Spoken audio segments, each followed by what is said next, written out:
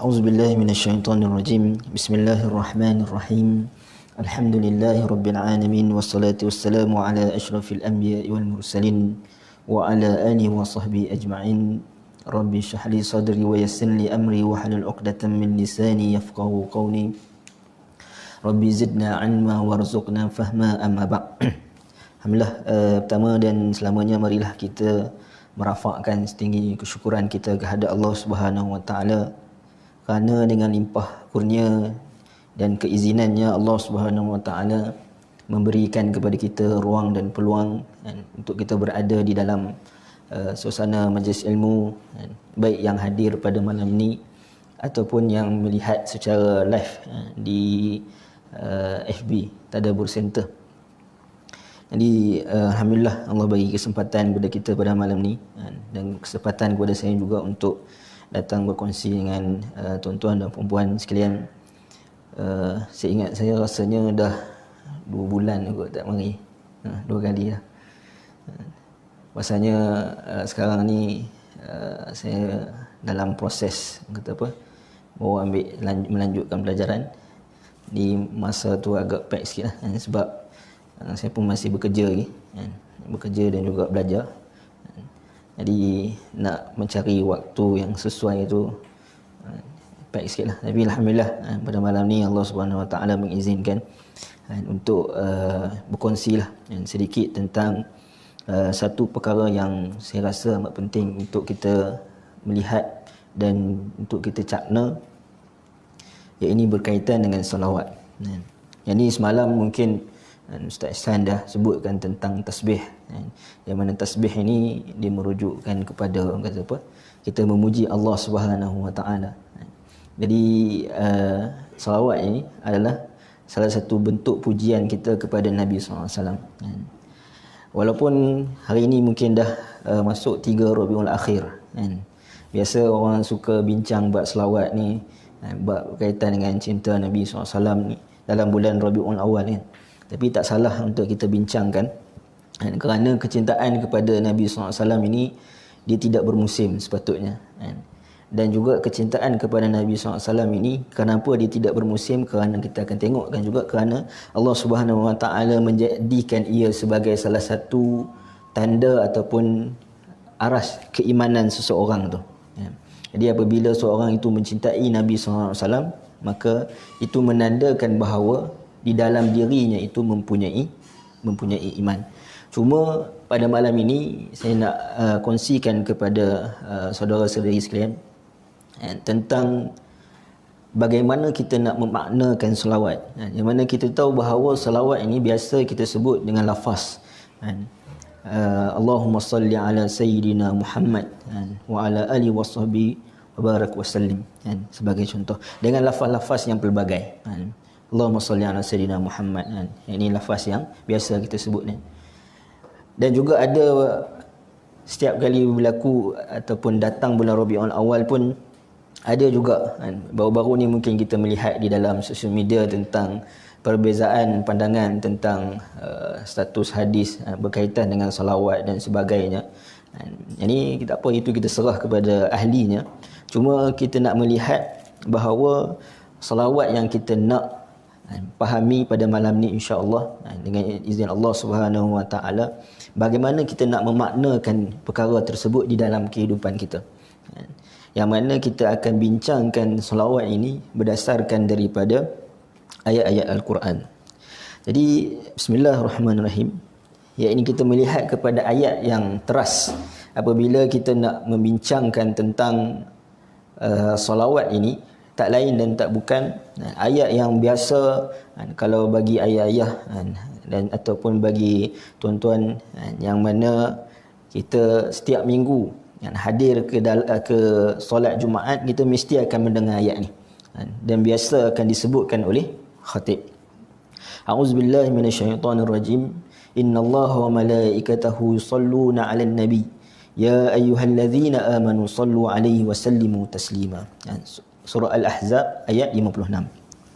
Yang ini maksudnya adalah sesungguhnya Allah dan malaikatnya bersalawat memberikan segala penghormatan dan kebaikan kepada Nabi SAW Wahai orang-orang yang beriman, bersalawatlah kamu kepadanya serta ucapkanlah salam sejahtera dengan penghormatan yang sepenuhnya. Jadi Allah Subhanahu wa taala menggambarkan di sini bahawa innallaha wa ini lafaz ini, perkataan inna ini ataupun huruf inna ini apabila berada di dalam Al-Quran, antara peranannya adalah untuk memberikan penegasan ataupun dia nak menafikan keraguan. Jadi Allah Subhanahu wa taala menegaskan pada ayat ini sesungguhnya bahwasanya Allah Subhanahu wa taala sendiri, Allah Subhanahu wa taala sendiri berselawat ke atas Nabi sallallahu alaihi wasallam. Dan oleh kerana itu para malaikat juga mengikut sunnatullah ini, iaitu dengan turut berselawat ke atas Nabi sallallahu alaihi wasallam. Jadi sebab itu pada ayat ini ditutupkan dengan Allah Subhanahu wa taala memerintahkan kepada seluruh orang yang beriman, ya ayyuhallazina amanu sallu alaihi wa sallimu taslima. Wahai orang beriman, hendaklah kamu mengucapkan salawat, salam sejahtera kepada Nabi SAW dengan penuh penghormatan dan juga yang sepenuhnya. Jadi kita melihat bahawa selawat ini bukan satu benda yang kecil, tetapi dia merupakan sunnah Allah Subhanahu wa taala. Walaupun mungkin cara Allah Subhanahu wa taala berselawat dengan cara kita berselawat itu berbeza, tetapi hakikatnya apabila Allah Subhanahu wa taala menceritakan bahawa Allah berselawat ke atas Nabi, dan apabila kita melaksanakan selawat itu dengan cara kita yang dituntut ke atas kita, maka sebenarnya kita telah melakukan satu sunnah yang sangat besar, bahkan itu adalah sunnah Allah Subhanahu wa taala. Cuma tinggal lagi kita nak ambil tahu pada malam ini bagaimana cara Allah Subhanahu wa taala berselawat ke atas Nabi sallallahu alaihi wasallam. Itu kita akan bincangkan pada malam ini insya-Allah. Jadi Allah Subhanahu wa taala sebut bahawa para malaikat juga berselawat ke atas Nabi sallallahu alaihi wasallam. Yang ini saya sebutkan dulu bagaimana malaikat selawat ke atas Nabi sallallahu alaihi wasallam, kemudian baru kita bincang kepada bagaimana Allah Subhanahu wa taala berselawat ke atas Nabi sallallahu alaihi wasallam. Ini malaikat berselawat ke atas Nabi sallallahu alaihi wasallam ini membawa maksud bahawa malaikat mendoakan, malaikat memohon keampunan. Dan kita melihat pada perkataan yusallun, yang ini berada dalam bentuk present, yang menunjukkan benda ini hingga ke sekarang ini pun benda itu masih lagi berlaku. Kalau kita tengok, nak membayangkan bagaimana besarnya graviti, ataupun kita nak melihat bagaimana besarnya malaikat ini berselawat ke atas Nabi SAW, kita melihat sebagai contoh di dalam hadis Nabi SAW, hadis yang sahih, iaitu Nabi menceritakan ketika mana Nabi di Isra' dan Mi'raj kan, Nabi melihat di langit yang ketujuh, ini yang mana terletaknya di atas itu Baitul Ma'mur. Ini boleh kita katakan tempat haji bagi malaikat lah, dan para malaikat. Yang mana di Baitul Ma'mur tu Nabi kata setiap hari yang akan masuk ke dalam Baitul Ma'mur itu adalah 70,000 malaikat. Dan yang mana malaikat ini mereka tidak akan pernah kembali. Maksudnya setiap hari 70,000 malaikat yang berasingan. Jadi dengan bilangan malaikat yang cukup banyak ini, Allah Subhanahu wa taala sebut bahawa mereka ini berselawat ke atas Nabi sallallahu alaihi wasallam. Kalau tak manusia pun berselawat ke atas Nabi, para malaikat ni tidak pernah meninggalkan selawat kepada Nabi sallallahu alaihi wasallam. Jadi bagaimana Allah Subhanahu wa taala mengangkat kedudukan dan bagaimana satu orang yang mana namanya sentiasa disebut-sebutkan. Yang ini nak menggambarkan status dia dan juga kemuliaan orang tersebut. Jadi apabila kita mengetahui bahawa malaikat ini berselawat ke atas Nabi SAW dan merupakan satu kemuliaan, maka sebab itu Allah Subhanahu wa taala menyuruh kita untuk berselawat. Ini bukan sekadar kita memuliakan Nabi SAW, tetapi juga kita mendapat kemuliaan dapat kemuliaan daripada Allah Subhanahu wa taala. Sebagaimana yang disebutkan bahawa sekali kita selawat kepada atas Nabi SAW, Allah Subhanahu wa taala akan selawat kepada kita 10 kali ganda. Jadi kita juga mendapat manfaat dan juga kemuliaan yang mana Allah Subhanahu wa taala janjikan. Okey. Kemudian persoalan yang kita sebutkan tadi, iaitu bagaimanakah kita nak melihat Allah Subhanahu wa taala berselawat ke atas Nabi SAW. Jadi kita nak rasakan bahawa selawat Allah Subhanahu wa taala kepada Nabi ini satu benda yang sangat besar dan menjadi sunnatullah yang disuruh pula kepada orang-orang beriman. Jadi bagaimana kita melihat Allah Subhanahu wa taala bersalawat ke atas Nabi? Jadi para ulama tafsir, sebagai contoh Ibn Katsir dan sebagainya, menyebutkan bahawa antara cara Allah Subhanahu wa taala berselawat ke atas Nabi adalah dengan memberikan pujian kepada Nabi SAW, dengan mengangkat darjat Nabi SAW. Dan cara Allah Subhanahu wa taala mengangkat darjat Nabi SAW itu melalui dua perkara. Iaitu nama Nabi SAW, ini daripada nama Nabi dan juga panggilan kepada Nabi SAW itu, dan bagaimana kedudukan Nabi SAW itu yang sangat tinggi melebihi para Nabi yang lain, dan juga kedudukan Nabi yang tinggi itu akan menjadi ikutan sepanjang zaman. Ini dua perkara. Jadi bagaimana Allah mengangkat darjat Nabi SAW, iaitu melalui nama Nabi SAW itu, dan juga panggilan kepada Nabi SAW. Dan yang kedua adalah dari sudut kedudukan Nabi SAW dan juga Nabi sebagai Nabi ikutan sepanjang zaman. Baik. Jadi yang pertama, iaitu maksud selawat Allah Subhanahu wa taala berselawat ke atas Nabi SAW ini menunjukkan bahawa Allah Subhanahu wa taala memberikan kemuliaan kepada Nabi SAW, mengangkat darjat Nabi SAW melalui nama dan juga panggilan Nabi SAW. Dalam surah As-Saff, Allah Subhanahu wa taala menyebutkan, wa idh qala Isa ibn Maryam ya bani Israil inni rasulullahi ilaikum musaddiqan lima baina yadayya minat taurati wa mubasysyiran bi rasulin ya'ti min ba'di ismuhu Ahmad falamma ja'ahum bil bayyinat qalu hadza sihrun mubin. Baik. Ayat ini menceritakan kepada kita tentang peranan Nabi Isa AS di dalam menyampaikan dakwah baginda. Iaitu Nabi Isa AS ini diutuskan untuk melakukan ataupun melaksanakan dua perkara yang penting. Perkara pertama adalah inni rasulullahi ilaikum musaddiqan lima baina yadayya minat taurah, iaitu membenarkan apa yang ada di dalam Taurat. Ini kadang-kadang mungkin ada yang tersalah anggapan bahawa Nabi Isa ini diutuskan kepada kaum Nasrani. Dan ini Nabi Isa diutuskan juga kepada Bani Israel, menggantikan nabi-nabi yang sebelumnya.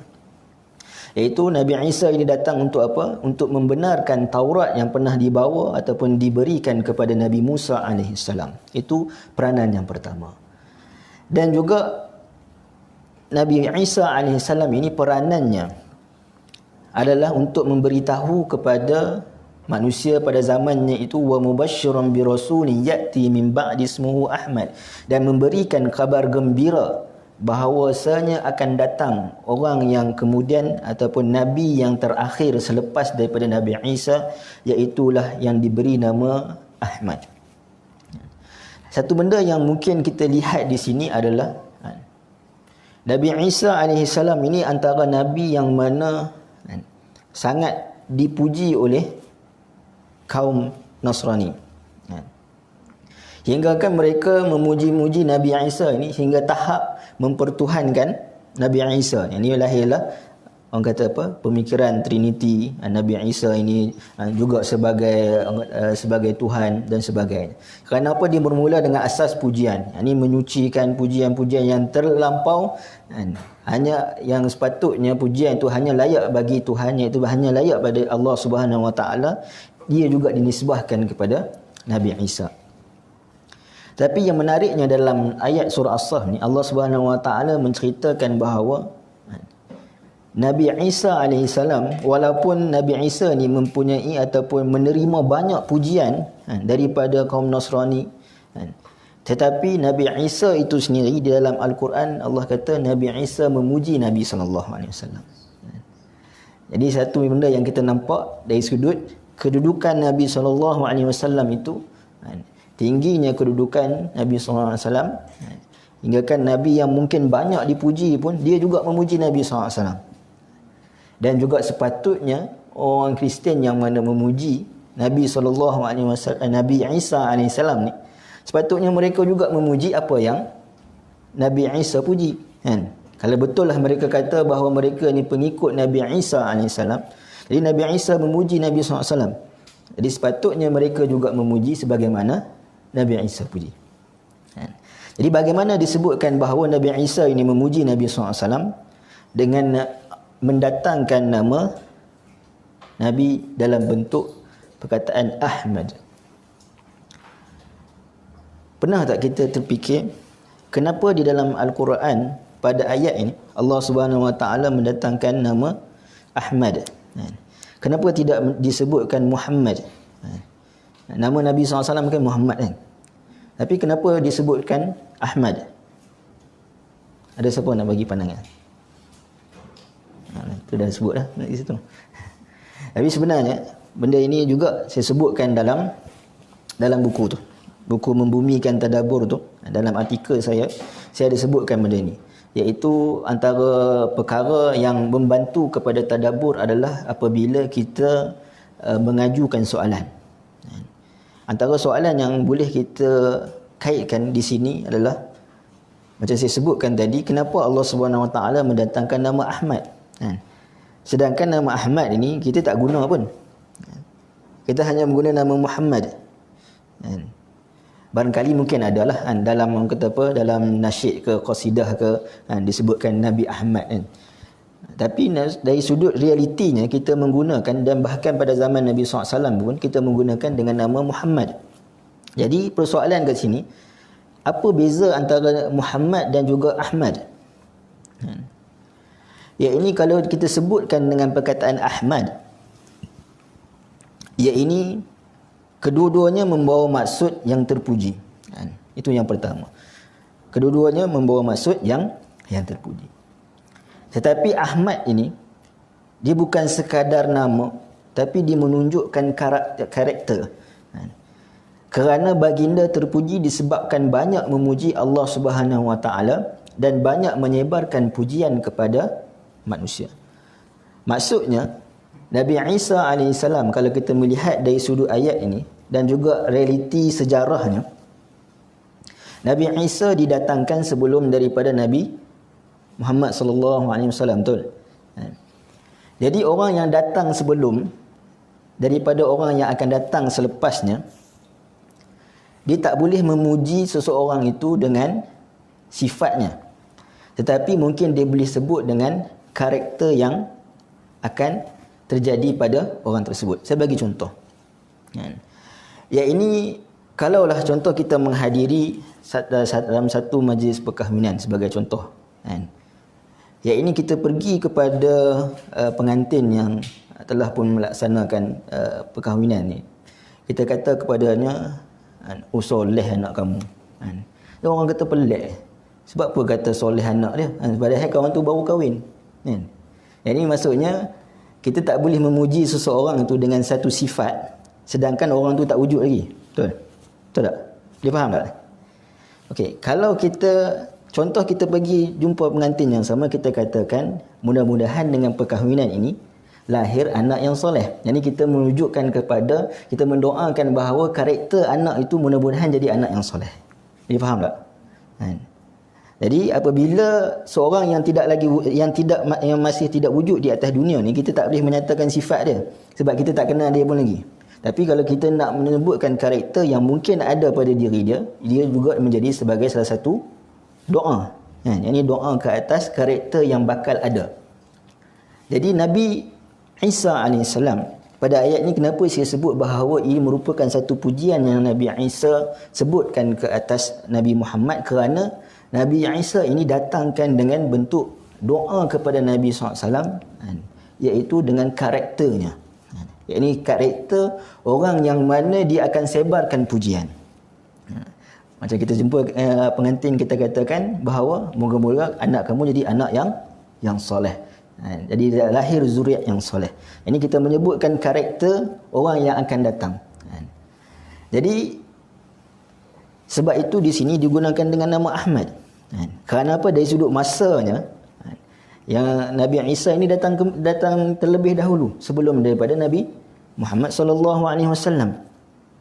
Dan juga nama Muhammad ini adalah nama yang kita sebutkan tadi, adalah orang yang terpuji juga, tetapi terpujinya itu kerana apa? Kerana dia sendiri banyaknya ia dipuji dan berterusan.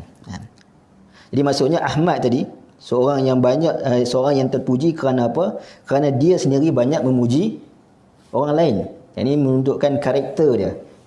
Tapi sifat yang ada pada dia, kerana kenapa dia terpuji, iaitu apabila banyaknya pujian yang datang kepada Nabi SAW dengan nama Muhammad.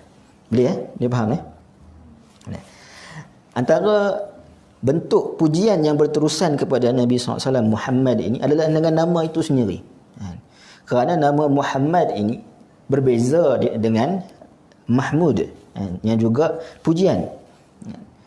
Ini mungkin dia dari sudut saraf lah. Tapi mudahnya saya sebut nama Muhammad ini adalah satu bentuk pujian yang berlaku berterusan. Orang yang terpuji itu berlaku berterusan. Antara contohnya adalah di dalam azan. Yang mana kita tahu, saya tengok dalam media sosial disebutkan bahawa azan sebenarnya di atas dunia ni dia tak berhenti. Betul tak? Ini setiap, kalau sekarang ni walaupun kita tak solat, tapi ada tempat yang solat. Habis azan, habis azan. Ini satu dunia ni. Jadi maksudnya azan tu seolah-olah tak berhenti. Kan dalam azan kan ada sebut nama Muhammad kan? Asyhadu anna Muhammadar Rasulullah. Nama Nabi SAW ni akan sentiasa berterusan disebut. Yang mana nama itu sendiri kita sebut bahawa telah menunjukkan pujian kita kepada Nabi SAW. Kerana terpujinya Nabi SAW. Okay. Jadi kita melihat di dalam Al-Quran Allah Subhanahu Wa Taala menyebutkan nama Nabi SAW dengan nama Muhammad ini pada 4 tempat yang lain. Ini nama Ahmad kita sebutkan tadi di satu tempat, iaitu di dalam surah As-Saff. Tapi nama Muhammad ini disebutkan di dalam 4 tempat yang lain. Yang mana kalau kita melihat nama Nabi SAW ini, nama Muhammad ini di dalam Al-Quran, Allah Subhanahu Wa Taala akan sentiasa menggandingkan ia dengan title Nabi SAW, panggilan Nabi SAW. Iaitu Allah Subhanahu Wa Taala sebut sebagai contoh, wa ma Muhammadun illa rasulun qad khalat min qablihi rusul. Surah Ali Imran ayat 144. Jadi kita nak melihat di dalam Al-Quran, bila kita melihat bagaimana Allah Subhanahu Wa Taala memanggil para nabi yang lain. Ya Adam, ya Nuh, dan nabi-nabi yang lain, maksudnya Allah Subhanahu Wa Taala memanggil mereka dengan nama. Tapi di dalam Al-Quran kita melihat bahawa nama Nabi SAW Muhammad, Allah Subhanahu Wa Taala sebut dalam 4 tempat ini. Dan setiap kali Allah Subhanahu Wa Taala nak sebut, Allah tak akan tinggalkan title dan juga peranan Nabi SAW itu sebagai seorang Rasul. Nampak tak bagaimana Allah Subhanahu Wa Taala memuliakan Nabi SAW itu? Antaranya dengan nama pun, walaupun kita sebutkan tadi kalau kita panggil Muhammad pun itu salah satu benda yang dah terpuji dah. Tetapi Allah Subhanahu Wa Taala tak benarkan kita menyebutkan perkara tu. Jadi Allah Subhanahu Wa Taala nak kita sebut dengan kita memuliakan Nabi SAW dengan menyebutkan Rasulullah. Sebab itu kalau kita tengok Abu Bakar As-Siddiq sebagai contoh, kawan rapat dengan Nabi SAW. Ketika mana dalam peristiwa hijrah sebagai contoh, nak menceritakan, dia tak, Abu Bakar tak kata qala sadiqi, ni berkata kawan aku, qala rafiqi, berkata orang yang dekat berdamping dengan aku. Aisyah radhiyallahu anha, ketika mana dia nak meriwayatkan hadis, dia tak kata qala zauji, ini berkata suami aku, tapi dia kata apa?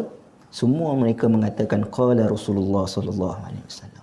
Ini nak menunjukkan bahawa adab ini adalah adab yang diajar oleh Allah Subhanahu wa taala, dan benda ini dipraktikkan oleh para sahabat, dan para sahabat tahu benda ni.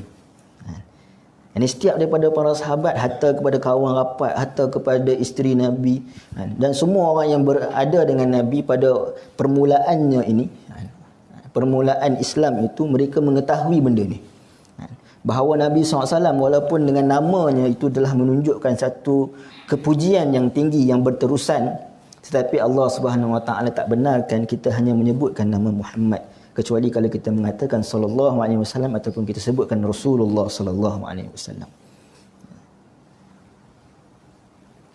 Dan juga kalau kita melihat di dalam Al-Quran, tadi kita sebut tentang panggilan Allah Subhanahu Wa Taala terhadap para nabi, yang berbeza dengan bila Allah Subhanahu Wa Taala nak panggil Rasulullah SAW.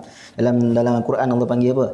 Ya ayyuhar rasul, ya ayyuhan nabi, ya ayyuhal muzammil, ya ayyuhal muddassir. Ini Allah Subhanahu Wa Taala panggil dengan panggilan-panggilan yang manja, ataupun Allah Subhanahu Wa Taala panggil dengan title Nabi sallallahu alaihi wasallam. Sekalipun Allah Subhanahu Wa Taala nak menegur Nabi SAW, maka Allah datangkan dengan uslub yang sangat hikmah. Bagi contoh, abasa wa tawalla, dan telah berpaling ia. Ini Allah Subhanahu Wa Taala tak sebut nama Nabi SAW tu. Ini menunjukkan bahawa Allah Subhanahu Wa Taala nak memuliakan Nabi SAW. Selain itu, kita melihat juga para pengikut Nabi ini, mereka ni tak macam kita. Maksudnya kita ini yang panggil sebagai contoh Nuh alaihi salam. Kita panggil siapa? Syuaib alaihi salam, Adam alaihi salam. Ini kita meletakkan alaihi salam sebagai tanda hormat mereka sebagai seorang nabi. Tapi kalau kita baca di dalam Al-Quran, bagaimana pengikut mereka, ataupun kita katakan bagaimana kaum mereka ini memanggil nabi mereka, dia panggil nama aja. Ya Nuh, jadi panggil nama aja. Tak ada pun nak panggil title pun tak ada. Dan Allah Subhanahu Wa Taala merekodkan hal itu di dalam Al-Quran. Yang ini Allah merekodkan pengikut ataupun kaum-kaum para nabi yang lain ni, merekodkan perkara tersebut, perkataan mereka tu dengan panggilan mereka itu Allah rekod di dalam Al-Quran. Saya nak tanya tuan-tuan dan puan-puan, adakah kaum musyrikin, orang Quraisy ni, semuanya ataupun mereka panggil Nabi SAW ni dengan Rasulullah? Tak kan? Tapi kenapa Allah Subhanahu Wa Taala tak merekodkan di atas lisan orang Quraisy ni nama Nabi SAW sebagaimana mereka panggil? Ini mereka panggil Muhammad. Tapi Allah Subhanahu Wa Taala tak merekodkan perkataan mereka itu di dalam Al-Quran dengan perkataan Muhammad. Kerana apa? Kerana Allah Subhanahu Wa Taala tak benarkan perkara itu berlaku. Kita nak tengok bagaimana Allah Subhanahu Wa Taala meletakkan kedudukan Nabi SAW ini, satu kedudukan yang tinggi di sisi Allah Subhanahu Wa Taala. Hanya sekecil-kecil perkara pun, iaitu berkaitan dengan nama dan title Nabi SAW itu sangat dititik beratkan. Tengok ayat yang seterusnya, surah Al-Ahzab. Ma kana Muhammadun aba ahadin min rijalikum walakin Rasulullah. Tengok dalam surah Al-Fath, Allah Subhanahu Wa Taala sebut Muhammadur Rasulullah. Ini disebutkan nama Muhammad, mesti didatangkan dengan title Nabi SAW, iaitu Rasulullah. Wallazina ma'ahu asyidda'u 'alal kuffar ruhama'u bainahum. Cuma di dalam satu surah, iaitu surah Muhammad. Ini surah yang mana nama Nabi SAW, surah Muhammad ini, surah Madaniyah, yang mana Allah Subhanahu Wa Taala menyebutkan nama Nabi SAW Muhammad tanpa menyebutkan rasul. Allah kata walladzina amanu wa amilus salihat wa amanu bima nuzzila ala Muhammadin wa huwal haqqu min rabbihim. Jadi persoalannya, kenapa ayat ini tak menyebutkan title rasul? Kerana kita kena faham dari sudut latar belakang surah ini. Dan surah ini pun disebut dengan nama Muhammad. Surah ini adalah surah Madaniyah. Yang mana dia diturunkan selepas daripada hijrah Nabi SAW. Yang mana selepas daripada hijrah Nabi SAW, ketika mana Nabi berada di Madinah ni, telah pun muncul orang-orang munafik. Orang munafik. Dan orang munafik ni, antara sifat ataupun ciri-ciri mereka ini, mereka apabila Nabi membaca Al-Quran, mereka boleh duduk dengar. Walaupun dalam surah An-Nisa tak silap disebutkan tentang mereka ni berada bersama dengan para sahabat dengar apa Nabi SAW sebutkan tentang ayat Al-Quran. Tapi lepas tu mereka akan timbulkan rasa keraguan ke dalam diri sahabat dan sebagainya. Jadi mereka mendengar Al-Quran, okeylah, fine. Ini adalah kalam Allah SWT. Tapi apabila satu yang bukan ayat Al-Quran, yang ini datang daripada Nabi SAW sendiri, jadi mereka mempertikaikan hal tersebut. Ini betul ke? Ini bukan wahyu ni. Ini pandangan daripada Nabi saja. Ini orang munafik, sifat mereka. Jadi Allah Subhanahu Wa Taala menurunkan surah Muhammad ni, antara sebabnya adalah untuk Allah Subhanahu Wa Taala nak menceritakan kepada mereka dan juga kepada kita bahawa walaupun Nabi SAW ini dalam ayat ini tak disebutkan title dia sebagai Rasulullah, tetapi apa sahaja yang dilakukan, apa sahaja yang disebutkan oleh Nabi SAW itu, kesemuanya adalah hak.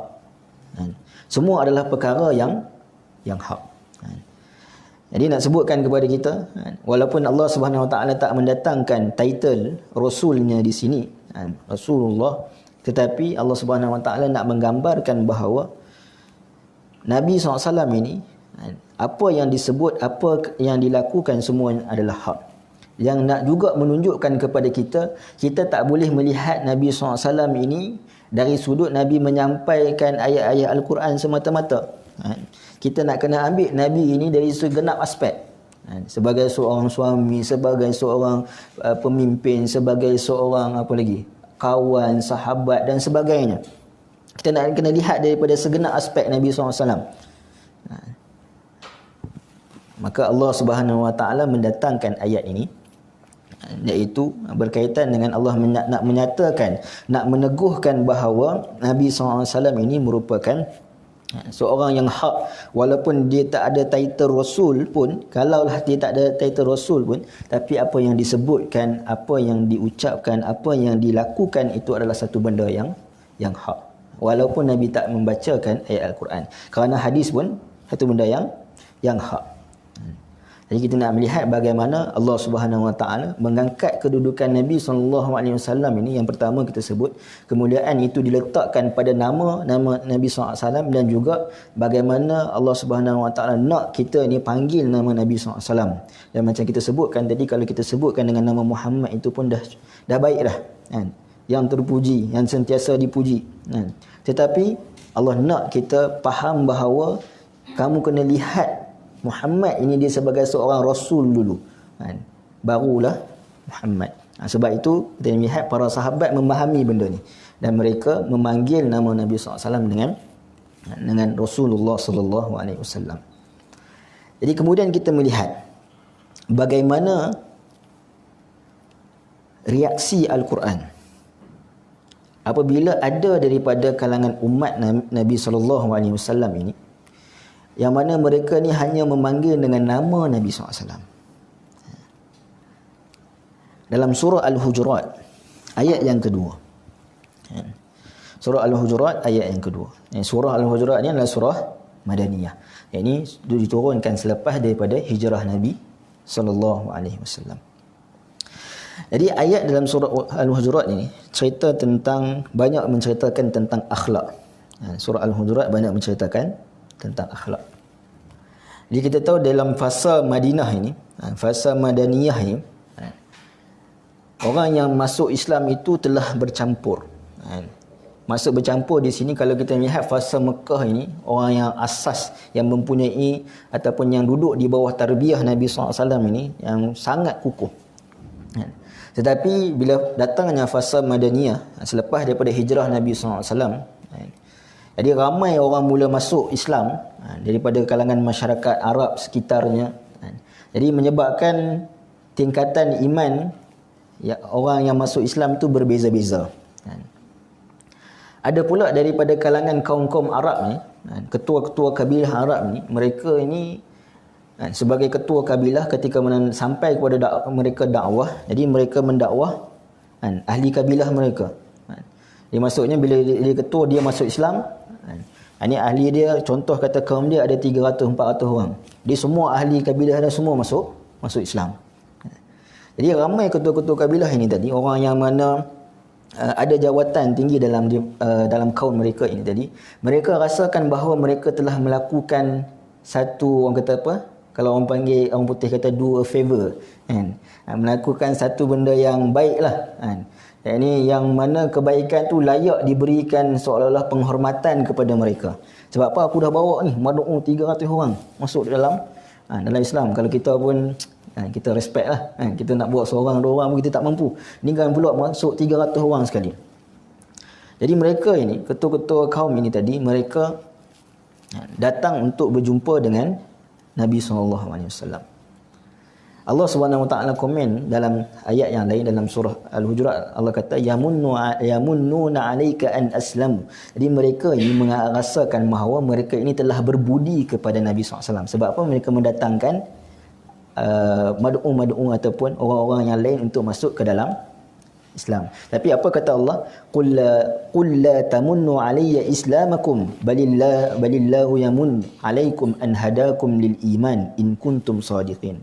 Ya, ini mereka pun masuk Islam, kamu masuk Islam pun kerana hidayah daripada Allah, dan mereka juga masuk Islam adalah kerana hidayah daripada Allah Subhanahu Wa Taala.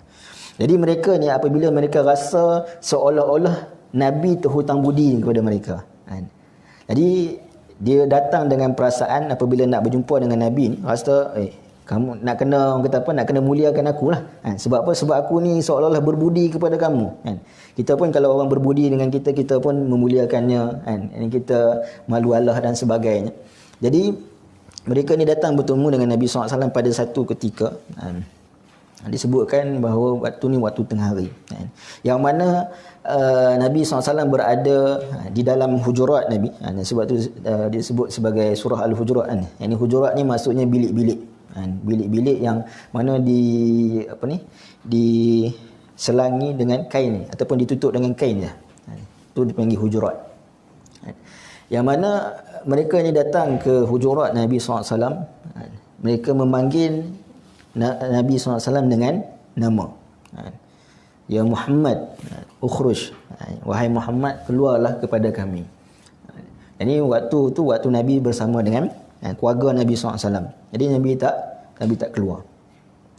Dah 2-3 kali dia panggil. Ini orang pembesar-pembesar ni tadi, yang mereka rasa Nabi ni terhutang budi kepada mereka. 2-3 kali panggil, tak menyut. Tak menjawab. Menyut ni orang Kedah. Tak menjawab. Maka Nabi SAW pun maka mereka pun meninggikan suara, ya Muhammad, yakni wahai Muhammad, keluarlah kepada kami ni. Sebab mereka rasa mereka ini Nabi tu hutang budi dengan mereka, mereka layak diberikan layanan yang baik. Maka Allah Subhanahu Wa Taala menurunkan ayat ini. Allah kata apa? Ya ayyuhallazina amanu la tarfa'u aswatakum fawqa sautin nabi wala tajharu lahu bil qaul kajahri ba'dikum li ba'd an tahbata a'malukum wa antum la tash'urun. Ini Allah Subhanahu Wa Taala sebut, wahai orang-orang yang beriman, janganlah kamu mengangkat suara kamu melebihi suara Nabi sallallahu alaihi wasallam, dan janganlah kamu menyaringkan suara kamu dengan lantang. Ini panggil suara Nabi dengan lantang semasa bercakap dengannya, sebagaimana setengah kamu menyaringkan suaranya semasa bercakap dengan setengah yang lain. Jadi nak bercakap dengan Nabi berbeza dengan kita bercakap dengan kawan. Ini pada zaman itulah. Atau sekarang pun, larangan yang demikian supaya amal-amal kamu tidak hapus pahalanya sedangkan kamu tidak menyedari. Jadi bagaimana Allah Subhanahu Wa Taala mendatangkan ancaman kepada umatnya yang mana mereka ini memanggil dengan nama Nabi, bahkan memanggil dengan suara yang lantang. Mana kita sebut, saya ulang berkali-kali tadi, bahawa dengan nama Muhammad itu pun telah menunjukkan satu perkara yang sangat baik. Tapi Allah Subhanahu Wa Taala tak benarkan benda itu berlaku. Dan Allah Subhanahu Wa Taala sebut bahawa kalau kamu buat macam tu, boleh jadi amal-amal kamu yang kamu lakukan, maka ianya terhapus pahalanya sedangkan kamu tak sedar. Jadi kita lihat bagaimana Allah Subhanahu Wa Taala meletakkan kemuliaan kepada Nabi SAW, walaupun kemuliaan itu hanya pada nama dan juga panggilan kepada Nabi SAW. Itu yang pertama. Boleh ke? Terang? Boleh?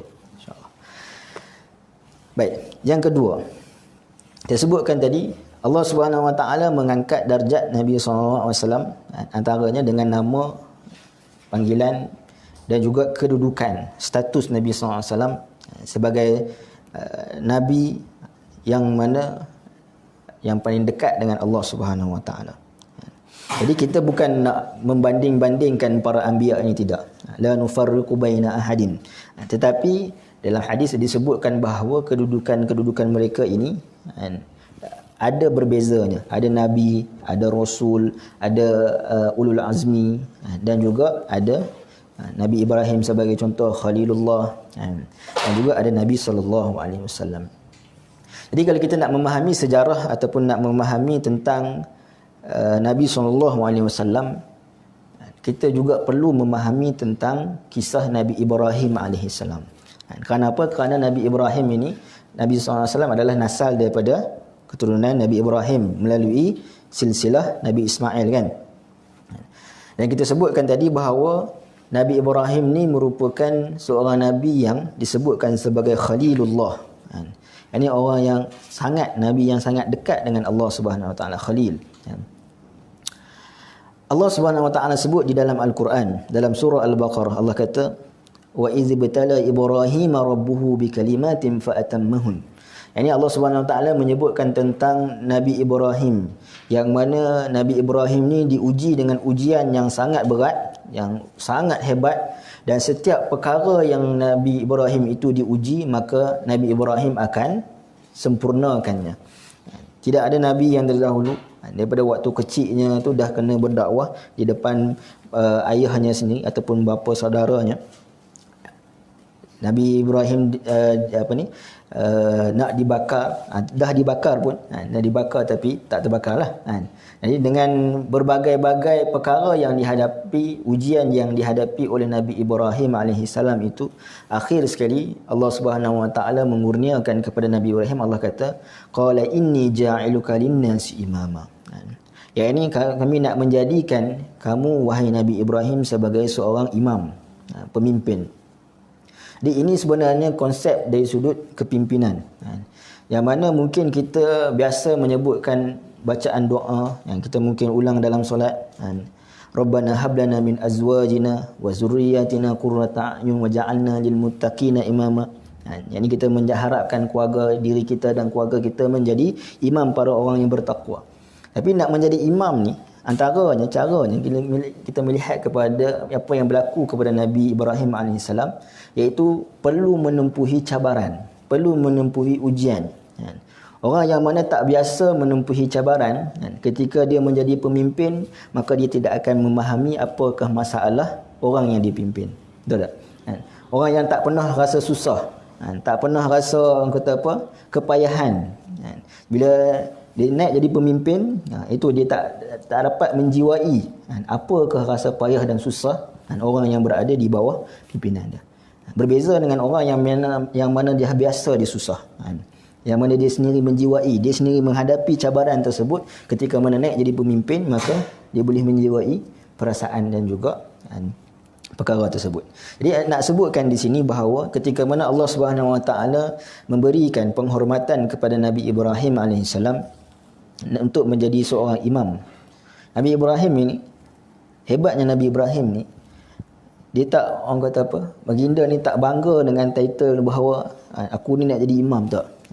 Ketika mana Allah kata kami nak lantik kamu menjadi imam, Nabi Ibrahim terus tanya, wa min zurriyati. So bagaimana dengan generasi aku? Ini pemikiran seorang pemimpin yang mana dia tak fikir dari sudut okey aku dah jadi pemimpin, tetapi bagaimana apabila aku menjadi pemimpin dan aku nak pimpin dengan satu kaedah dan juga cara yang terbaik, bagaimana aku nak meninggalkan legasi aku nanti juga mengikut cara yang aku lakukan. Jadi Nabi Ibrahim menghadapi cabaran, kesukaran, dan Nabi Ibrahim selesaikan ujian-ujian tersebut. Jadi Nabi Ibrahim memikirkan bagaimana adakah legasi yang seterusnya, orang yang akan ditinggalkan daripada anak cucunya akan juga melaksanakan seperti mana Nabi Ibrahim. Itu pemikiran kepimpinan Nabi Ibrahim AS. So apa yang disebutkan, qala inni ja'iluka lin-nasi imama, qala wa min zurriyyati, qala la yanalu ahli zalimin. Ya, ini Allah Subhanahu Wa Taala sebut bahawa zuriat Nabi Ibrahim ini akan ada yang baik dan akan ada yang sebaliknya. Yang mana kita tengok dari nasal Nabi Ishaq alaihissalam banyak para rasul, dan juga ada daripada anak para rasul yang mana juga tak beriman kepada Allah Subhanahu Wa Taala. Jadi nak sebutkan bahawa Allah kata Allah akan berikan hidayah, Allah akan berikan petunjuk bagi orang yang nakkan keimanan, dan Allah Subhanahu Wa Taala tak akan berikan petunjuk kepada orang yang zalim. Jadi dalam keturunan Nabi Ibrahim ada yang baik, ada yang menzalimi diri mereka sendiri. Okey. Kemudian apabila Nabi Ibrahim mendirikan ataupun sampai di Makkah, Nabi Ibrahim mendoakan kepada Allah Subhanahu Wa Taala, wa iz qala Ibrahim rabbi ja'al hadza baladan amina warzuq ahlahu minas samarati man amana minhum billah wal yawmil akhir qala wa man kafara fa umatti'uhu qalilan thumma attarruhu ila azabin nar wa bi'sal masir. Ini Nabi Ibrahim ketika mana dia sampai, ini berada di Mekah, yang mana ketika itu kita tahu bahawa di Mekah ini tidak ada, orang kata apa, kering kontang.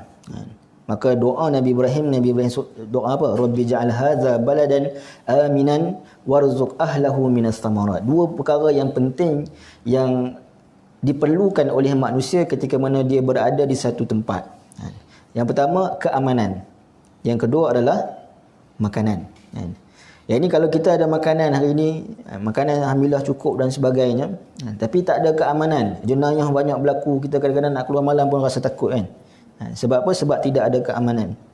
Tapi kalau negara tu negara yang aman, tetapi tidak ada hasil, makanan tak ada, juga tak memberi manfaat, maka pentingnya ada keamanan dan juga makanan. Dan ketika Nabi Ibrahim mendoakan perkara ini, Nabi Ibrahim mendoakan kepada, kan tadi Allah SWT sebut dalam zuriat kamu akan ada yang beriman, ada yang tidak, kan. Jadi Nabi Ibrahim didoa bagi makanan dan keamanan ni kepada man amana minhum billahi wal yaumil akhir, bagi kepada orang yang beriman je. Tapi apa kata Allah SWT? Qala wa man kafara fa umatti'uhu qalilan summa attarruhu ila azabin nar. Tidak. Kerana Allah Subhanahu Wa Taala dengan sifat rahmannya, ini kasih kepada seluruh manusia. Tidak kira orang beriman ataupun tak beriman, maka Allah Subhanahu Wa Taala akan berikan juga kepada orang-orang yang ingkar. Qala wa man kafara fa umatti'uhu, kami akan berikan juga kepada mereka walaupun sedikit, kemudian kami akan masukkan mereka ke dalam neraka. Ini itu doa Nabi Ibrahim. Kemudian ketika mana Nabi Ibrahim mendirikan Kaabah, wa idh yarfa'u Ibrahimul qawa'ida minal baiti wa Ismailu rabbana taqabbal minna innaka antas samiul alim. Ya, ini ketika mana Nabi Ibrahim telah mendirikan Kaabah yang dibantu oleh anak baginda iaitu Nabi Ismail, kita melihat bahawa Nabi Ibrahim ini telah tukar sirah ataupun cara sebutan. Nabi Ibrahim kata Rabbana taqabbal minna. Kalau sebelum ni kan Nabi Ibrahim sebut wa idz qala Ibrahim rabbi ja'al hadza, ini asal rabbi, ini Tuhanku. Tapi ketika mana adanya Nabi Ismail, Nabi Ibrahim mendoakan sekali dengan anaknya. Ini juga sebagai orang kata apa, panduan kepada kita. Apabila kita berdoa tu jangan kita kedekut. Jangan kedekut ni maksudnya dalam doa ni. Ini kita doa untuk diri kita aja. Ini kita doa juga kepada orang lain. Terutamanya orang yang terdekat dengan kita. Kan di dalam hadis disebutkan kalau kita mendoakan orang lain fi zahril ghaib, ini dalam keadaan orang tu tak tahu, Allah Subhanahu Wa Taala akan membalikkan doa itu kepada kita. Jadi Nabi Ibrahim sebut Rabbana taqabbal minna innaka antas samiul alim. Ini wahai Tuhanku, terimalah daripada kami apa yang telah kami lakukan. Kita tengok kat sini Allah Subhanahu Wa Taala tidak membalas jawapan ataupun tidak membalas doa yang disebutkan oleh Nabi Ibrahim. Perasan? Kalau sebelum ni kan Nabi Ibrahim sebut kami nak jadikan kamu imam. Nabi Ibrahim sebut qala wa min zurriyyati, Allah jawab qala la yanalu ahadiz zalimin. Kemudian Nabi Ibrahim kata qala Ibrahim rabbi ja'al hadza baladan amina, hingga akhir sekali, maka Allah jawab qala wa man kafara fa umatti'uhu. Tapi ketika mana Allah kata ketika mana Nabi Ibrahim kata rabbana taqabbal minna innaka antas samiul alim, Nabi Ibrahim Allah Subhanahu Wa Taala tak menjawab. Jadi tak menjawab ni diam tanyanya, diam tandanya setuju. Setujulah tu. Walaupun sebut tapi setujulah. Okey. Kemudian Nabi Ibrahim tambahkan lagi. Allah terima. Nabi Ibrahim tambah Rabbana waj'alna muslimaini laka wa min zurriyyatina ummatan muslimatan lak wa arina manasikana wa tub 'alaina innaka antat tawwabur rahim. Kemudian Rabbana wab'as fihim rasulan minhum. Ini ketika mana Allah Subhanahu Wa Taala merespon, yakni Nabi Ibrahim tahu bahawa aku nak kena berdoa lagi. Berdoa lagi ni menunjukkan bahawa Allah Subhanahu Wa Taala menerima doa kita. Beza tak dengan kita? Ini ketika mana kita berdoa, kita rasa Allah dah respon, kita berhenti berdoa. Tapi Nabi Ibrahim ketika mana Allah dia tahu dia dah respon, dia doa lagi. Jadi berbeza dengan kita. Yang mana kita apabila Allah mungkin kita dah rasa kita minta sesuatu, Allah kurniakan kepada kita, alhamdulillah. Dan lepas tu kita berhentilah doa. Tapi Nabi Ibrahim ketika mana Allah memberikan kepada Nabi Ibrahim nikmat, maka dia akan doa. Dan Nabi Ibrahim, apa doa Nabi Ibrahim? Antaranya disebutkan Rabbana wab'as fihim rasulan, utuskan daripada kalangan zuriat aku ini, melalui nasal ni, nasal anakku ni Ismail ni tadi, yang kamu terima perbuatan kami mendirikan Kaabah ini tadi, rasulan minhum, yakni seorang rasul. Kita sebutkan tadi bahawa Nabi Ibrahim di bawah anaknya Nabi Ishaq banyak rasul kan. Banyak. So Ishaq, Yaqub, Yusuf dan sebagainya, banyak. Tapi bawah Nabi Ismail ni memang seorang je. Kan? Nabi Muhammad SAW. Bahkan itu adalah doa Nabi Ibrahim. Tetapi walaupun seorang rasul, dia cukup untuk memberikan panduan kepada umat sepanjang zaman. Jadi ini sebenarnya formula kepada kita juga. Apabila kita nak menyampaikan dakwah, nak mengajak orang kepada Islam, kita kembali kepada peranan yang dibawa oleh Nabi SAW. Ini saya akan terangkan kemudian. Tapi apakah peranan itu? Ada 4 peranan. Yatlu alaihim ayatika wa yu'allimuhumul kitaba wal hikmah wa yuzakkihim. Yatlu alaihim ayat wa yu'allimuhumul kitab wal hikmah wa yuzakkihim. Jadi ada 4 peranan yang kita akan sebutkan kemudian. Baik. Jadi kita tengok bagaimana Allah Subhanahu Wa Taala mengangkat status. Yang kita dah cerita panjang tadi. Jadi saya nak sebutkan bagaimana Allah Subhanahu Wa Taala mengangkat status Nabi SAW. Jadi kita sebutkan tentang Nabi Ibrahim doa, minta, Allah jawab. Dan Nabi Ibrahim doa, Allah tak jawab. Maksudnya Allah bersetuju. Okey. Tetapi Nabi Muhammad SAW, kita tahu bahawa Nabi ni sangat mencintai Kaabah, Makkah kan. Yang mana ketika mana Nabi berada di Makkah ini, Nabi akan bersolat. Waktu tu kiblat di Baitul Maqdis kan. Yang mana Nabi akan bersolat menghadap Baitul Maqdis pada masa yang sama menghadap ke Kaabah. Kerana apa? Kalau kita tengok dari sudut susunan, Mekah ada di bawah, Madinah di atas, betul? Ke atas daripada Madinah, Syam. Ini Jerusalem dan sebagainya. Jadi Nabi SAW menghadap ke Jerusalem, ke Masjidil Aqsa. Dalam masa yang sama menghadap ke Kaabah. Betul. Tetapi ketika mana Nabi SAW berhijrah ke Madinah, yang ini berada di tengah, yang mana sebelah bawah menghadap ke Kaabah dan sebelah atas menghadap ke Masjidil Aqsa. Nampak? Jadi perkara ini menyebabkan Nabi SAW rasa tak, orang kata apa, macam tak senang. Satu, sebabkan orang Yahudi selalu, orang kata apa, mengejek Nabi SAW. Tengok Muhammad, dia kata dia bawa lain daripada apa ni yang kita ada, kan. Tapi dia apa ni solat pun menghadap kiblat kita. Jadi Nabi rasa tak senang. Nabi SAW ketika mana rasa sedemikian, Allah Subhanahu Wa Taala sebut peristiwa peralihan kiblat, yang mana ayat ni berada selepas daripada ayat yang kita sebutkan tadi, kan. Dalam surah Al-Baqarah juzuk yang kedua, permulaan. Ini Allah kata, qad nara taqalluba wajhika fis sama' falanuwalliyannaka qiblatan tardaha fawalli wajhaka syatral masjidil haram wa haitsu ma kuntum fawallu wujuhakum syatrah. Yang ini kerap kali kami melihat, yang ini Allah Subhanahu Wa Taala melihat Muhammad sallallahu alaihi wasallam berulang-ulang menengadah ke langit. Yang ini Nabi tengok ke langit. Nabi tak minta, Nabi tengok ke langit. Maka kami benarkan engkau berpaling menghadap kiblat yang engkau sukai. Hari ini tuan-tuan dan puan-puan, kita menghadap, solat kita menghadap ke arah Baitul Haram itu bukan semata-mata kerana Nabi Ibrahim yang membina Kaabah. Tetapi di dalam Al-Quran menjelaskan, kita solat menghadap ke Baitul Haram, yang kita solat sekarang ini, adalah kerana kiblat itulah yang mana Nabi SAW redha.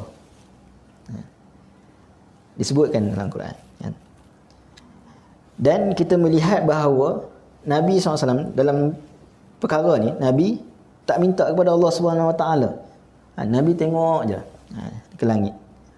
Tetapi Allah SWT yang memberikan kepada Nabi SAW sebagai salah satu hadiah, yang mana untuk, dan nak sebutkan bahawa itulah perkara yang Nabi SAW suka dan Nabi SAW redha. Jadi kita tengok tadi, yang ini Nabi Ibrahim minta, Allah beri. Tapi Nabi Muhammad SAW walaupun tak minta, tapi Allah Subhanahu Wa Taala berikan kepada Nabi SAW. Kemudian kalau kita lihat juga bahawa kemuliaan yang diberikan kepada Nabi SAW itu adalah kemuliaan yang berterusan. Allah Subhanahu Wa Taala sebut, wa rafa'na laka dzikra, dan kami telah meninggikan bagimu sebutan namamu dengan mengurniakan pangkat Nabi dan berbagai kemuliaan. Kita sebutkan tadi, yang kedua cara Allah Subhanahu Wa Taala berselawat ke atas Nabi SAW, iaitu Allah meninggikan kedudukan Nabi SAW dan kemuliaan Nabi SAW. Kedudukan Nabi itu antaranya adalah Nabi menjadi ikutan sepanjang zaman. Disebutkan bahawa di sini maksud wa rafa'na laka dzikra, yakni mengangkat Nabi SAW. Kalau kita duduk sekarang ni kan, ada seorang yang bangun. Ini kita pun pelik, kenapa dia ni bangun? Ini kita berpaling arah kepada dia. Yang ini apabila kita berada di dalam kelompok manusia, Allah Subhanahu Wa Taala mengangkat, Allah kata wa rafa'na laka dzikra. Ini ketika mana Allah mengangkat ni, kita rasa ada sesuatu pada orang ni. Jadi itulah yang berlaku kepada Nabi SAW, iaitu Allah Subhanahu Wa Taala mengangkat kemuliaan Nabi SAW, dan dimaksudkan Allah mengangkat kemuliaan itu adalah dengan sunnah Nabi SAW akan sentiasa diikuti. Nama Nabi SAW juga akan sentiasa disebutkan. Sebagaimana dalam hadis SAW, Nabi sebut, man sanna sunnatan hasanatan falahu ajruh. Ini siapa yang melakukan satu sunnah, perkara yang baik, maka orang itu mendapat pahala. Dan siapa yang mengikut orang yang mana melakukan permulaan melakukan kebaikan, orang itu dapat pahala. Orang yang buat kebaikan pun dapat pahala. Jadi kita berada dalam majlis ilmu, kita melakukan solat, kita melakukan puasa, melakukan haji, bahkan kebaikan seluruhnya yang kita lakukan di atas muka bumi ini datang daripada siapa? Nabi SAW. Jadi seluruh kebaikan yang kita lakukan di atas muka bumi ni, semuanya kebaikan itu berbalik kepada Nabi SAW. Jadi bagaimana status Nabi SAW itu tak sentiasa naik. Kerana apa? Kerana segala kebaikan-kebaikan itu kembali kepada Nabi SAW. Baik, yang ketiga. Okay, cepat sikit. Maksud selawat Allah Subhanahu Wa Taala selawat ke atas Nabi sallallahu alaihi wasallam ini, iaitu Allah Subhanahu Wa Taala menanamkan kasih sayang Nabi sallallahu alaihi wasallam kepada umatnya. Bagaimana boleh timbul perkataan ni? Iaitu kerana perkataan salla, sad lam dengan hamzah maksurah tu.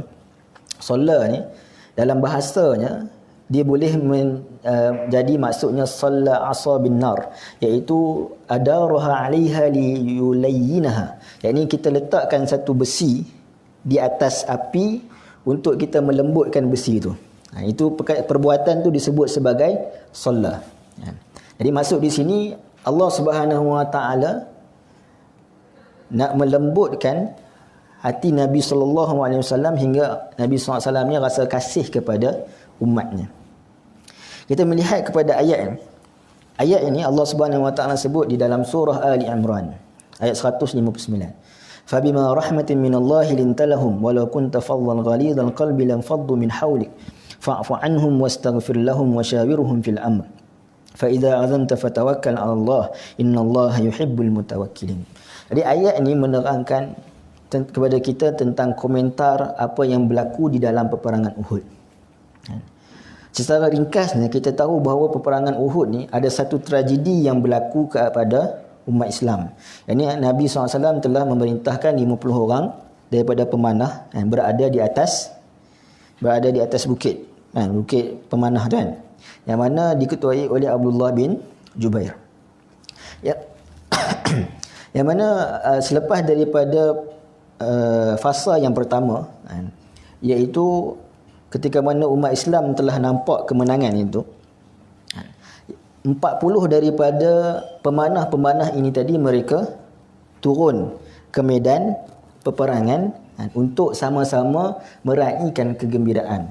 Kadang-kadang kita baca satu benda yang pada saya sangat, orang kata apa, mungkin tak berapa sesuai kita nak nisbahkan kepada para sahabat. Kita baca kadang-kadang ada ulasan daripada buku-buku mengatakan bahawa sahabat 40 orang ni tamak, nak turun bawah nak kumpulkan harta. Ini sebenarnya tak tahulah, pada pandangan saya, yang mana kalau kita boleh menyatakan bahawa bukan kerana ketamakan mereka tu. Sebab apa? Sebab harta rampasan perang ini sebelumnya telah berlaku peperangan Badar, betul? Yang mana mereka telah tahu bagaimana cara Nabi SAW membagikan harta rampasan perang kan. Ini mereka bukan boleh pergi kutip-kutip ambil bawa balik tak. Mereka kena serahkan kepada Nabi, dan Nabi yang akan mengagihkan. Kalau orang dah tahu betul, kenapa dia nak berebut kan? Cuma dia turun ke bawah itu kerana apa? Kerana dia nak meraihkan kegembiraan tu, kemenangan, bahawa kita dah menang. Nak meraihkan dengan kawan-kawan yang berada di atas di dalam medan perang itu. Jadi pada saya itu pandangan yang lebih lunak. Kerana apa? Kerana kita bukanlah nak menyucikan sahabatnya daripada melakukan dosa, tetapi kalau sebolehnya kita beradab dengan sahabat. Kerana Al-Quran juga meminta kita melakukan demikian. Dan apabila sahabat yang 40 orang ini turun daripada medan perang, Khalid Al-Walid yang mana ketika itu dia belum Islam lah. Khalid Al-Walid Islam pada kurun ke-7 Hijrah tak silap. Yang mana ketika itu dia nampak bahawa orang Islam 40 dah turun ni. Dan kemudian dia patah balik sebab kedudukan Jabal Rumat tu, kalau hari ini kita tengok mungkin rendah je, tapi dulu tinggi lagi. Yang belakang dia itu adalah Jabal Uhud, yang mana kita tak boleh untuk berada di medan itu kecuali dengan kita melalui ataupun kita pusing ke belakang Jabal Rumat tu. Jadi bila 40 orang dah turun, jadi tinggal 10 orang, maka Khalid Al-Walid pun dipusing ke belakang tu dan dia menyerang umat Islam daripada belakang. Ketika itu berlakulah kucak-kacir, dan 10 orang yang berada di atas bukit tadi, termasuk Abdullah bin Jubair yang ketua, juga telah syahid. Dan kita tahu bahawa di dalam peperangan Uhud bukan sekadar 10 orang, tapi hampir 70 orang Dan termasuk yang syahid pada ketika itu adalah Mus'ab bin Umair. Ini duta Nabi SAW ke Madinah. Siapa lagi? Hamzah radhiyallahu anhu. Ini bapa saudara Nabi SAW. Jadi kita bayangkan bagaimana rasa bersalahnya 40 orang tadi. 40 orang tadi kan. Ini mereka tahu bahawa disebabkan mereka turun itu menyebabkan berlakunya kematian ini. Bahkan kematian itu adalah kematian bapa saudara Nabi SAW. Jadi ketika mana setelah selesai peperangan, ini diringkaskan cerita. Ini mereka ini datang nak bertemu dengan Nabi SAW sebagai general lah, kan, ketua tentera kan. Persoalan yang saya nak timbulkan, kalaulah mereka ini 40 orang ini tadi datang bertemu dengan Nabi SAW, Nabi SAW menghukum mereka. Adakah ini menandakan bahawa Nabi SAW ini keras? Tak kan? Sebab apa? Sebab ini adalah law, peraturan bagi orang yang mengikut ketenteraan. Dia tahu bahawa kamu dah buat salah, kamu nak kena terima hukuman.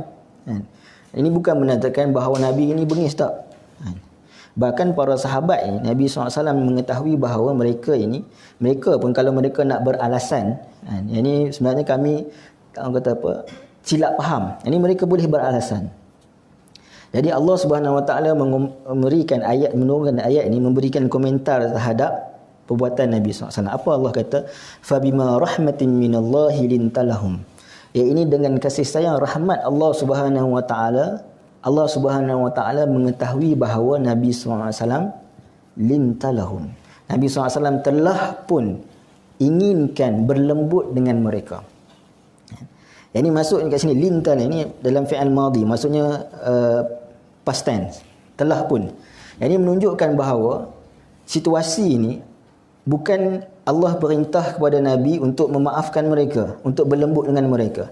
Bukan datangnya ahli keluarga yang 40 orang ni kata kepada Nabi, tolonglah maafkan ahli keluarga kami kan. Kalau kita tengok orang yang bersalah kan, minta maaf, minta diampunkan dan sebagainya. Bukan.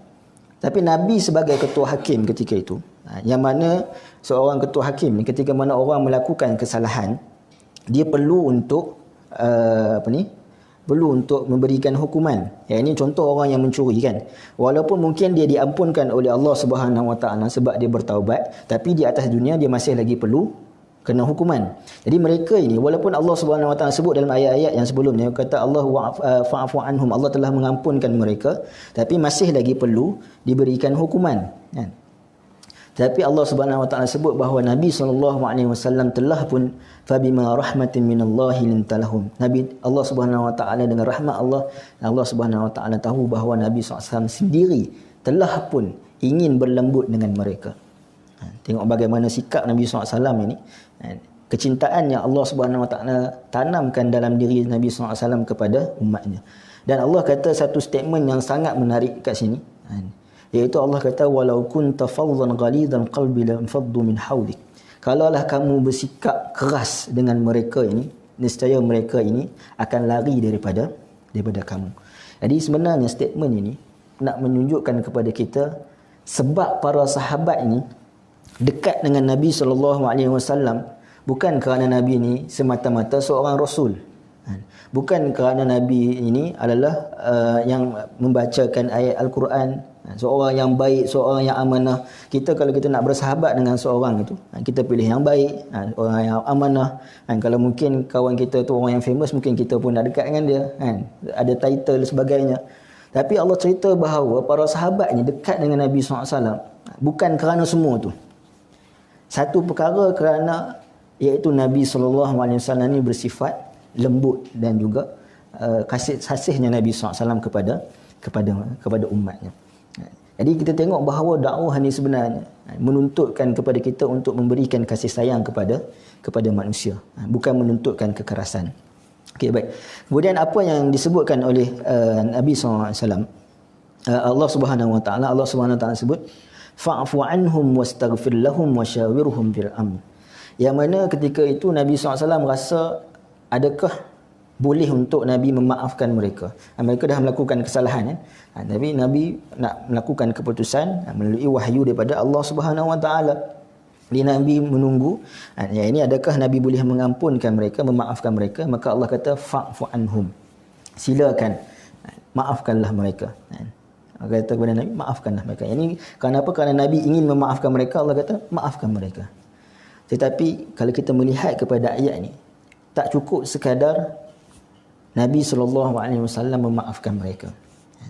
Tapi apa kata Allah Subhanahu Wa Taala? Wastaghfir lahum, minta ampun kepada mereka. Ini bayangkan orang yang melakukan kesalahan kepada kita sebagai contoh. Kita kalau boleh maafkan orang tu dengan serta-merta, walaupun melibatkan mungkin ada ahli keluarga kita yang terkorban, itu pun dah cukup baik, betul kan?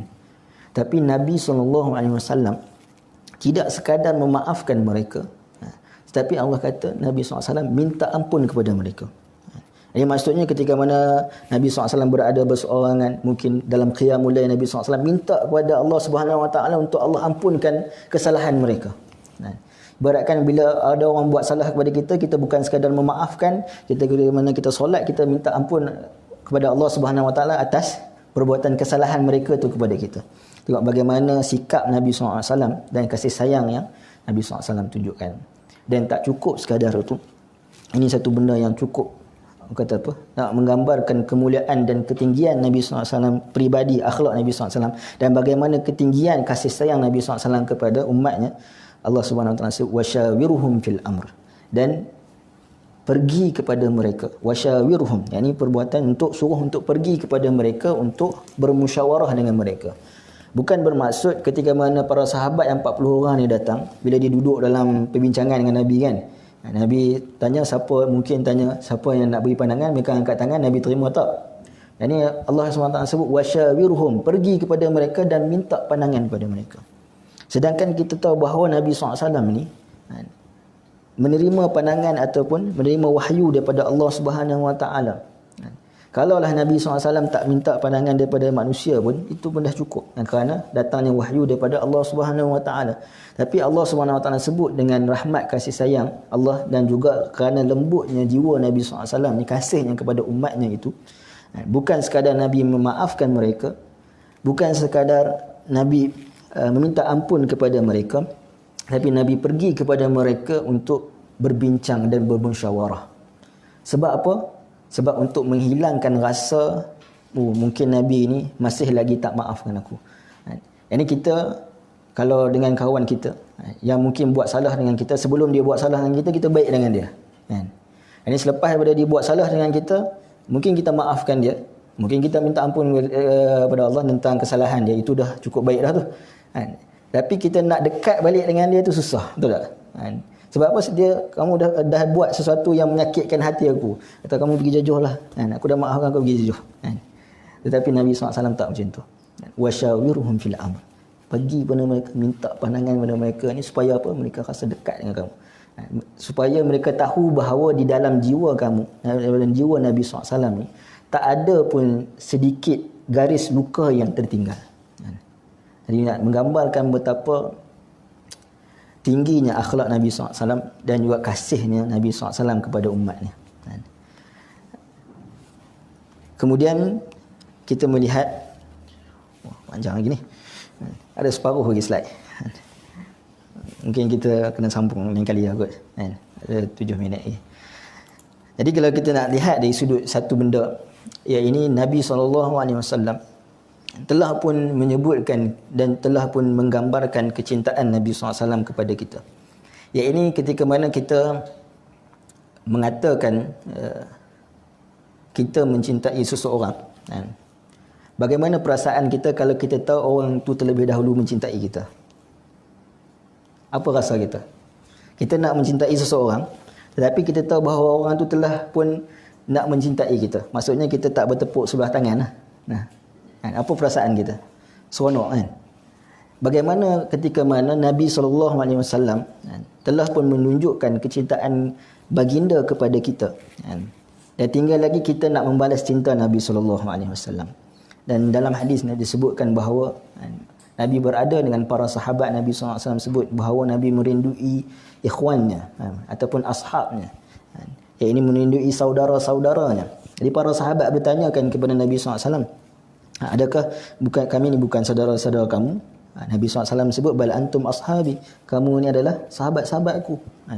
Jadi siapakah yang dimaksudkan dengan saudara kan? Maka Nabi SAW sebut, yang ini mereka ini adalah orang yang ya'tuna min ba'di. Mereka ini datang selepas daripada aku, yu'minu nabi walam yarani. Yang ini mereka ini beriman kepada aku, tetapi mereka ini tidak melihat aku. Yang ini Nabi SAW telah pun menyatakan kerinduan, telah pun menyatakan cinta Nabi SAW kepada umatnya ini melalui cintanya terhadap para sahabat. Jadi sepatutnya kita ini, peranan kita adalah untuk kita membalas cinta Nabi sallallahu alaihi wasallam. Jadi insya-Allah saya rasa mungkin kita sambung lain kali kot, berkaitan dengan, sebab panjang lagi, ada separuh slide lagi, baru slide ke sebelah, kita ada 21 slide. Jadi mungkin lain kali insya-Allah kita sambungkan tentang perkara ni. Cuma apa yang nak sebutkan di sini secara ringkasnya, ini berkaitan dengan surah At-Taubah. Ada 5 minit lagi. Iaitu kita hari ini hidup dengan keamanan, tidak diturunkan azab kepada Allah, azab daripada Allah Subhanahu wa taala kepada kita secara direct ini, hanya dengan satu sebab, iaitu sebabnya adalah kita ini adalah umat Nabi sallallahu alaihi wasallam. Kalau kita nak lihat dari sudut banyaknya perkara-perkara yang berlaku pada umat zaman yang dahulu, semuanya ada pada zaman kita. Umat Nabi Syuaib yang mana dalam jual belinya ada riba dan sebagainya. Umat Nabi Lut, dan kita semua kejahatan-kejahatan umat yang terdahulu semua ada pada zaman ni. Betul tak?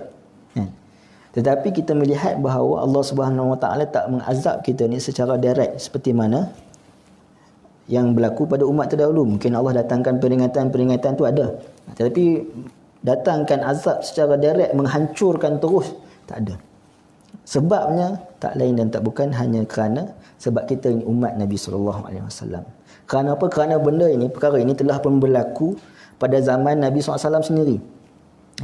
Yang ini ketika mana umat-umat yang terdahulu, ketika mana sampainya azab Allah Subhanahu wa taala, maka tidak ada lagi rahmat Allah Subhanahu wa taala. Sebab azab dan rahmat ni dua sifat yang bertentangan, betul tak?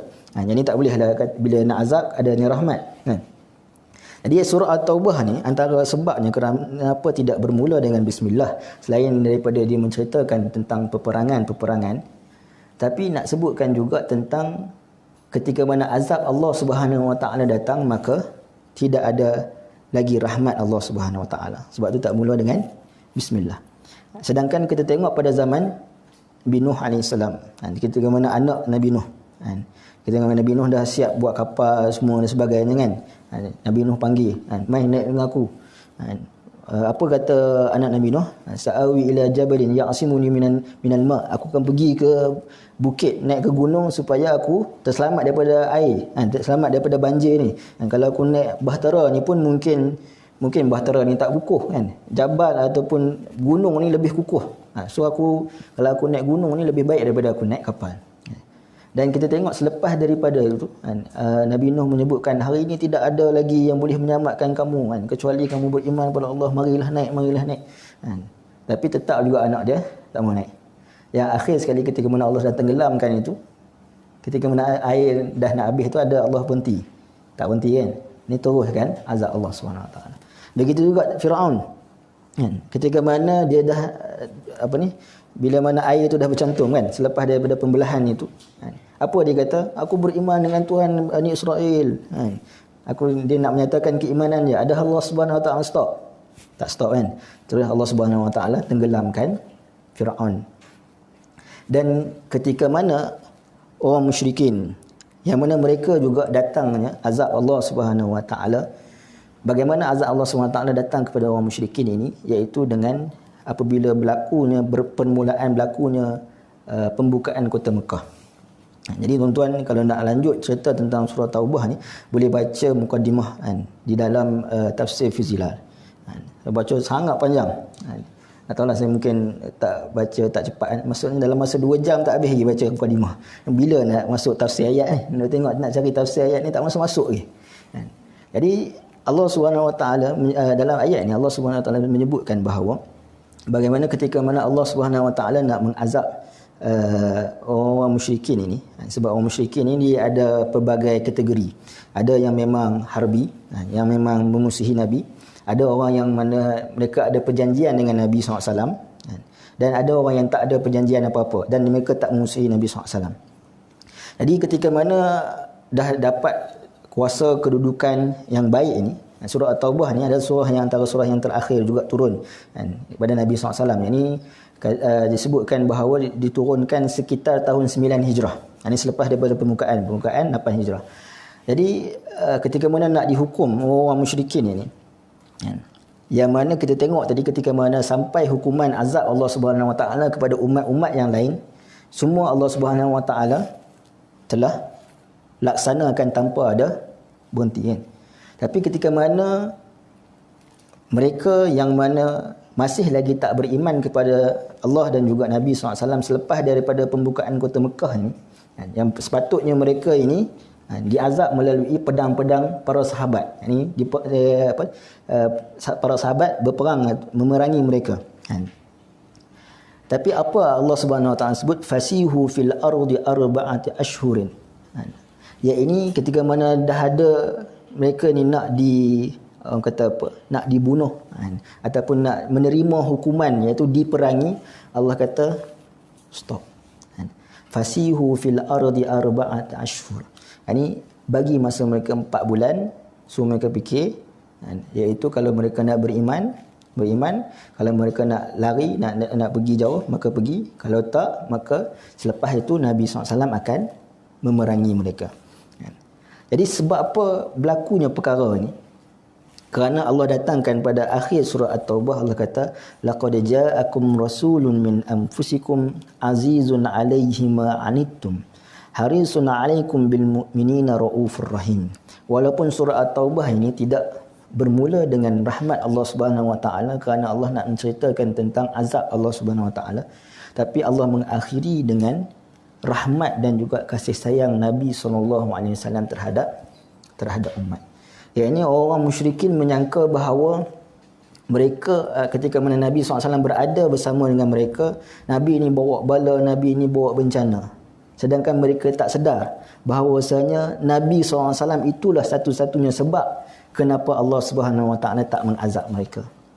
Bahkan ketika mana mereka nak diturunkan ataupun nak dihukum, Allah Subhanahu Wa Taala memberikan peluang kepada mereka. Sebab apa? Sebab Nabi SAW. Jadi bermula pada waktu itu dan hingga pada kita sekarang ini, kita melihat bahawa azab yang berbentuk menghapus dan menghancurkan segala-galanya itu telah pun diangkat oleh Allah Subhanahu Wa Taala, tak lain dan tak bukan kerana rahmat yang ditunjukkan oleh Nabi SAW. Iaitu disebutkan di dalam surah At-Taubah. Dan mungkin saya tutuplah sebab tadi kita mula lewat sikit 10 minit. Boleh ha? Ini tutupkan tadi dengan kasih sayang pertama, kasih sayang Nabi di dunia. Dan kerana kasih sayang Nabi SAW itu dia berterusan hingga sekarang ini, kita merasai kasih sayang tersebut.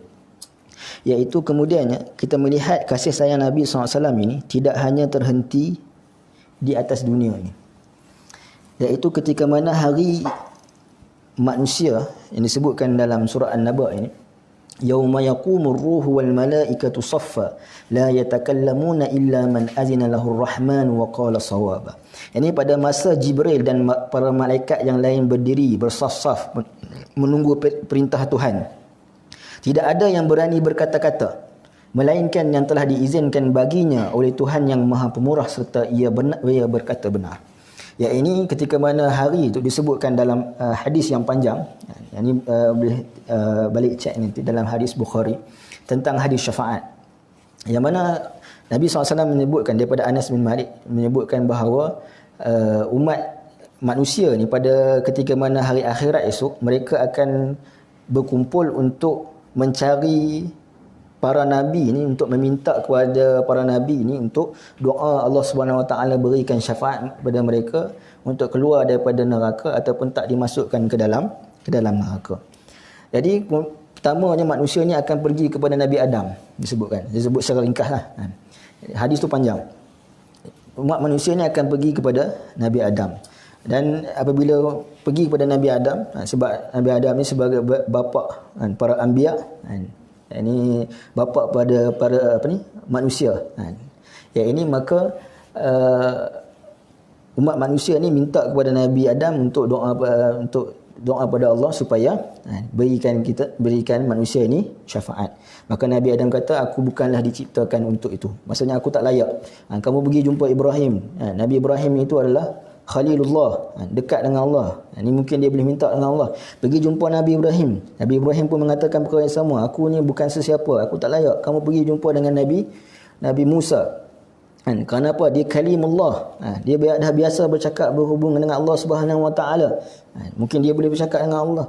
Maka pergi jumpa Nabi Musa. Nabi Musa menyebutkan perkara yang sama. Aku ni orang yang tak layak. Kamu pergi jumpa dengan Isa. Sebab apa? Isa ini adalah tanda ayat Allah Subhanahu Wa Taala. Mungkin dia boleh minta pergi jumpa Nabi Isa. Nabi Isa pun mengatakan perkara yang sama. Last sekali manusia pergi berjumpa dengan Nabi SAW. Dan ketika mana berjumpa dengan Nabi SAW, Nabi SAW sebut analah, yakni aku mempunyai kelayakan tersebut. Jadi apa yang Nabi SAW buat, disebutkan dalam hadis bahawa Nabi SAW memuji-muji Allah Subhanahu Wa Taala hingga kan Nabi SAW tersujud. Nabi SAW tak minta lagi. Nabi SAW tersujud. Puji-puji Allah Subhanahu Wa Taala hingga Nabi tersujud, dan kemudian Allah Subhanahu Wa Taala yang bertanyakan kepada Nabi SAW. Sekali lagi, tadi awal tadi kita dah sebutkan bagaimana pemberian Allah Subhanahu Wa Taala kepada Nabi SAW ni, Allah yang beri kepada Nabi walaupun Nabi tak minta.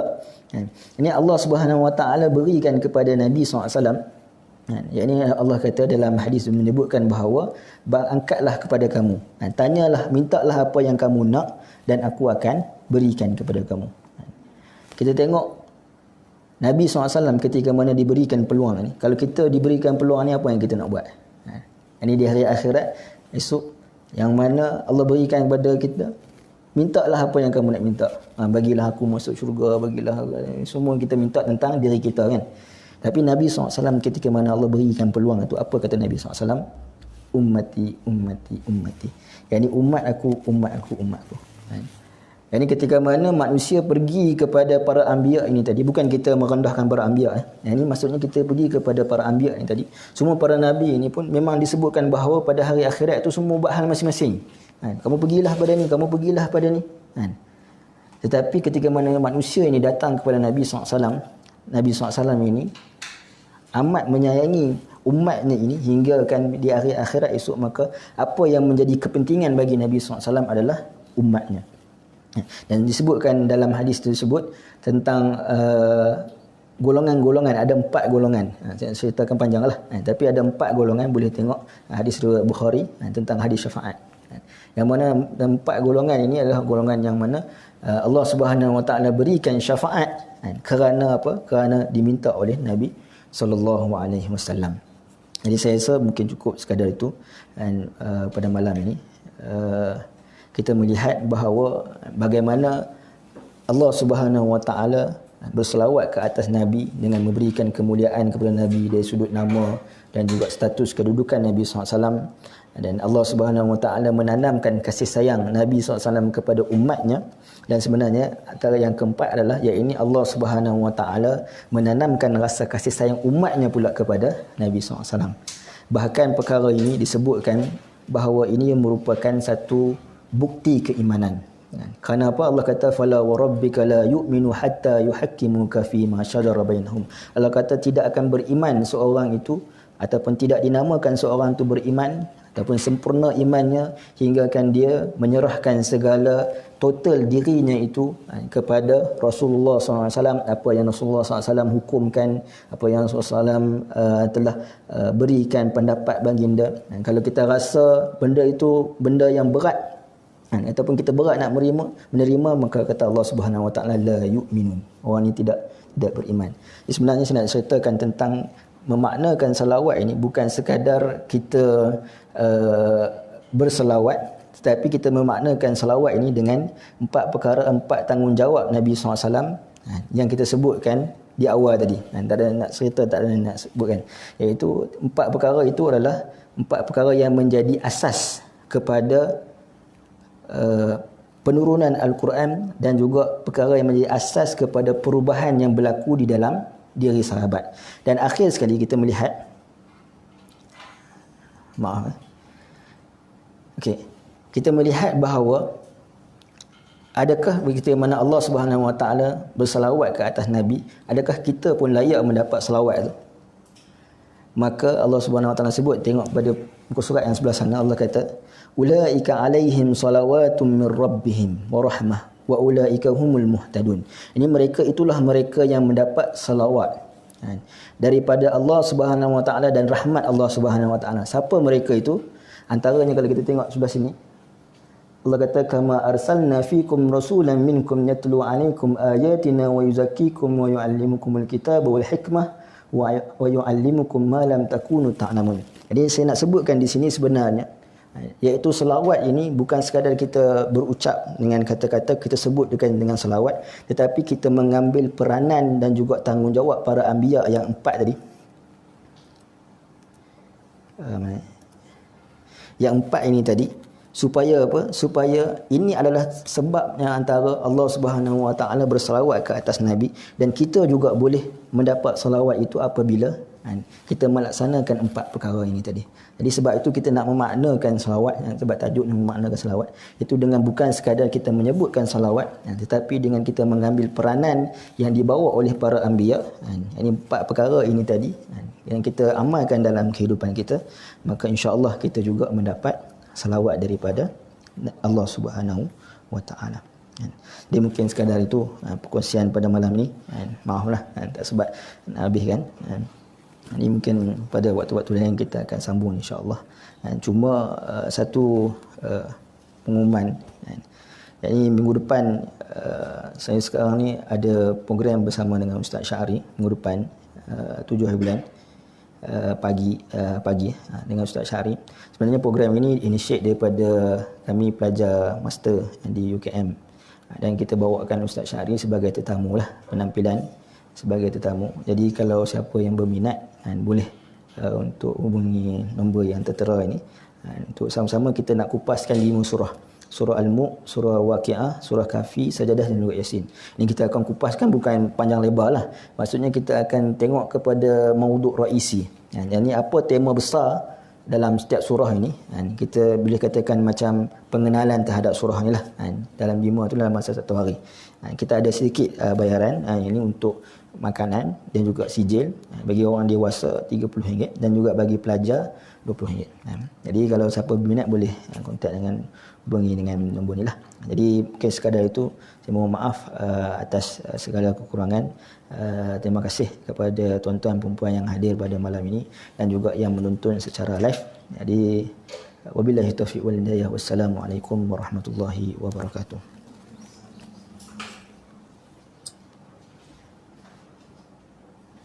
Ada soalan ke pandangan?